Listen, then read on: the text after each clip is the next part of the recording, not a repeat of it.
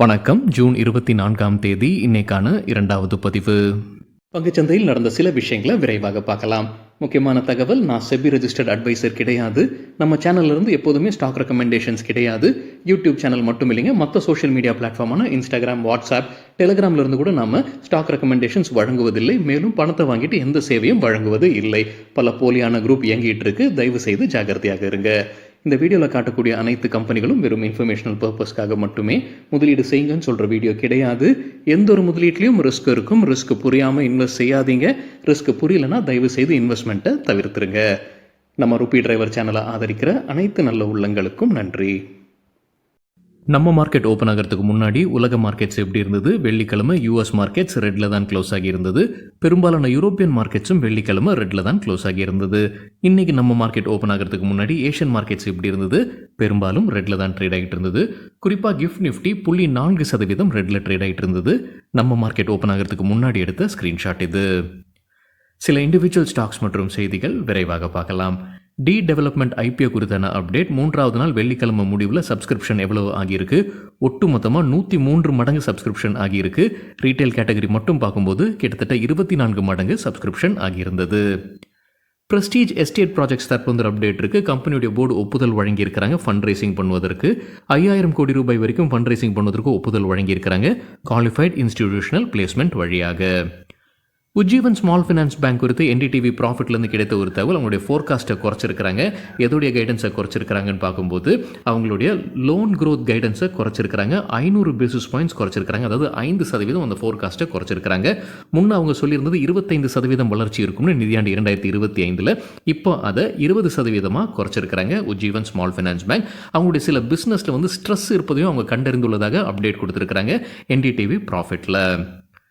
SP apparels தரப்புல update இருக்குது. முன்னவே அவங்க அறிவித்தது தான் யங் பிராண்ட் அப்பேரல்ஸை 167 கோடி ரூபாய்க்கு வாங்க போகிறதாக முன்னவே அப்டேட் கொடுத்துருந்தாங்க. அந்த டிரான்சாக்ஷன் இப்போ முடிந்திருப்பதாக அப்டேட் வெளியிட்டிருக்கிறாங்க எஸ்பி அப்பேரல்ஸ். ஹெச்டிஎஃப்சி பேங்க் குறித்து என்டிடிவிலேருந்து கிடைச்சிருக்கிற ஒரு தகவல். எஸ்பிஐ மியூச்சுவல் ஃபண்ட் அவங்களுடைய ஸ்டேக்கை உயர்த்தி இருக்கிறாங்க. 5% மேலே உயர்த்தி உள்ளதாக என்டிடிவியில் அப்டேட் கொடுத்துருக்கிறாங்க. அதே போல் மற்றொரு அப்டேட் சிப்லா குறித்தானது. பிளாக் ராக் சிப்லாவில் ஸ்டேக்கை உயர்த்தி இருக்கிறாங்க. 5% மேலே உயர்த்தி இருப்பதாக என்டிடிவியில் அப்டேட் வெளியாகியிருக்கு. ஸ்டெர்லைட் டெக்னாலஜிஸ் குறித்து என்டிடிவிலேருந்து கிடைத்த ஒரு தகவல். அவங்க மீது யூஎஸ் நிறுவனம் வழக்கு பதிவு செய்திருந்தாங்க. யூஎஸ் நிறுவனத்துடைய பெயர் பிரிஸ்மியன் கேபிள்ஸ். அவங்க வழக்கு தொடர்ந்துருக்கிறாங்க. அந்த வழக்கு விசாரணைக்கு வரத்துக்கு முன்னாடி ஒரு நெகோசியேஷன் நடத்தி இருக்கிறாங்க. அது தோல்வி அடைஞ்சிருக்கு. இப்போ அந்த வழக்கிற்கான விசாரணை ஜூலை மாதம் துவங்க இருக்கு. ஜூலை 23ஆம் தேதி துவங்க இருக்குன்னு என்டிடிவியில் அப்டேட் சொல்லியிருக்கிறாங்க. அதானி போர்ட்ஸ் குறித்து எக்கனாமிக் டைம்ஸ்லேருந்து கிடைத்த ஒரு தகவல். இந்த செய்தி நம்ம முன்னே பார்த்தது தான். அதானி போர்ட்ஸ் சென்செக்ஸுக்கு உள்ளார வராங்க அப்படின்றத அறிவிப்பு முன்னவே வந்தது. இன்னையிலிருந்து அது அமலுக்கு வருது. அதானி போர்ட்ஸ் சென்செக்ஸுக்கு உள்ள வராங்க. விப்ரோ வெளியேறாங்க. தகவல் கிடைத்தது எக்கனாமிக் டைம்ஸ்லேருந்து. வேதாந்தா குறித்து மணி கண்ட்ரோல்லேருந்து கிடைத்த ஒரு தகவல். விளக்கம் கொடுத்துருக்காங்க. வேதாந்தாவுடைய பேரண்ட் நிறுவனமான வேதாந்தா ரிசோர்ஸஸ் விளக்கம் கொடுத்துருக்காங்க ஒரு செய்தி குறித்து. என்ன செய்தி? வேதாந்தாவுடைய ப்ரொமோட்டர்ஸ் வேதாந்தாவுடைய ஷேர்ஸை விற்பனை செய்வதற்கான வாய்ப்பு இருக்குன்னு செய்தி வெளியாகி இருக்கு. அதற்கு விளக்கம் கொடுத்துருக்காங்க. அது முற்றிலும் தவறான செய்தின்ற அப்டேட் வெளியிட்டிருக்கிறாங்க மணி கண்ட்ரோல்லேருந்து கிடைத்த தகவல். பயோகான் தற்போது அப்டேட் இருக்குது. அவங்களுடைய சப்சிடரி நிறுவனம் தான் பயோகான் பயோலாஜிக்ஸ். அவங்களுடைய 2 ஆலை, ஒன்று பெங்களூருவில், இன்னொன்று மலேசியாவில். 2க்குமே இஎம்ஏ யூரோப்பியன் மெடிசின்ஸ் ஏஜென்சி ஒப்புதல் வழங்கியுள்ளதாக அப்டேட் வெளியிட்டிருக்கிறாங்க. வெல்ஸ்பன் ஸ்பெஷாலிட்டி சொல்யூஷன்ஸ் தற்போது அப்டேட் இருக்குது. பிஹெச்இஎல் உடைய ஒரு டெண்டரில் லோவஸ்ட் பிடராக திகழறாங்க. எதற்கான டெண்டர் இது? என்டிபிசி உடைய தெர்மல் பவர் ப்ராஜெக்ட்ஸ்க்கு சில பொருட்களை சப்ளை செய்வதற்கான டெண்டர். 117 கோடி ரூபாய் மதிப்பிற்கான இந்த டெண்டரில் லோவஸ்ட் பிடராக இருக்கிறாங்க வெல்ஸ்பன் ஸ்பெஷாலிட்டி சொல்யூஷன்ஸ். ஸ்ப்ரேக்கிங் லிமிடெட் தரப்புல அப்டேட் இருக்குது. ஜூலை 1ஆம் தேதி போனஸ் குறித்து முடிவெடுக்க போகிறதாக அப்டேட் வெளியிட்டிருக்கிறாங்க. MAS financial services fund raising பண்ணியிருக்கிறாங்க. 500 கோடி ரூபாய் குவாலிஃபைட் இன்ஸ்டிடியூஷனல் பிளேஸ்மெண்ட் வழியாக. யாரெல்லாம் வாங்கியிருக்கிறாங்கன்ற சில இன்வெஸ்டர்ஸோடைய பேர்களை பார்க்கலாம். டொமஸ்டிக் இன்ஸ்டிடியூஷனல் இன்வெஸ்டர்ஸ் யாரெல்லாம்? Nippon India mutual fund, ICICI prudential mutual fund, Aditya Birla Sun Life mutual fund, Bandhan mutual fund, Baroda BNP Paribas mutual fund, White Oak Capital management. Insurance கம்பெனிகள் எவை? Bajaj life insurance, SBI general insurance, Tata AIG, PNB Met Life insurance. Foreign institutions யாரெல்லாம் வாங்கியிருக்கிறாங்க? Birla offshore, East Bridge Capital, Samsung asset management. Groww app மீது அவங்களுடைய ஒரு user குற்றம் சாட்டியிருக்கிறாரு, மோசடி குற்றம் சாட்டியிருக்கிறாரு, எக்ஸ் தளத்தில் பதிவிட்டிருக்கிறாரு. நமக்கு தகவல் கிடைத்தது மணி கண்ட்ரோல்லேருந்து. என்ன குற்றம் சாட்டியிருக்காருன்னா, க்ரோ ஆப் வழியாக மியூச்சுவல் ஃபண்டில் முதலீடு செய்திருக்கிறாரு. குறிப்பாக பராக் பாரிக் மியூச்சுவல் ஃபண்டில் முதலீடு செய்திருக்கிறாரு.